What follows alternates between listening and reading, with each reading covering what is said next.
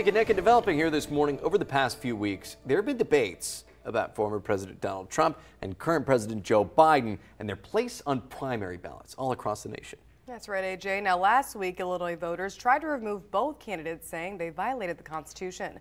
But yesterday, the Illinois Board of Elections chose to keep Trump and Biden on the state's primary ballot. The vote was unanimous. But officials say this isn't final, as there are still options for those who filed the complaints. There are, and our Julia Rozier was at the meeting yesterday and has more on how Democrat and Republican voters can actually try to appeal that decision.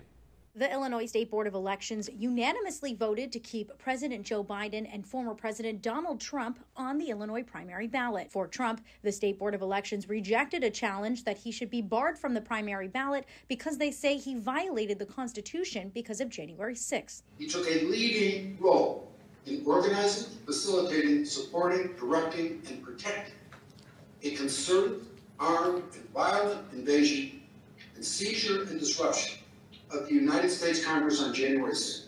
But Trump's lawyers urged the board not to weigh in on this. And the Colorado case is now before the U.S. Supreme Court, and it really, under all of these circumstances, makes no sense for the board to weigh in and deprive Trump of and the voters of Illinois to ballot access. State Board of Elections spokesman Matt Dietrich says objectors for the case against Trump now have 5 days to file a notice of intent to seek judicial review. If they do that, they would appeal it in beginning with the circuit court, and it would work its way through the court system, and they would try to persuade a judge to overrule our board's decision. And for President Joe Biden, the board also unanimously voted to keep him on the primary ballot as well. Objectors of Biden argued he aided enemies by his handling of the southern border and the withdrawal from Afghanistan.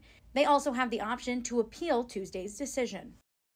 Thanks, Julia, for that report. The U.S. Supreme Court is scheduled to hear oral arguments February 8th in the Colorado case, a week from tomorrow.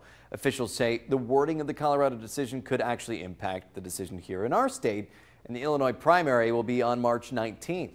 Don't miss a video. Subscribe to our YouTube channel today for more Central Illinois news.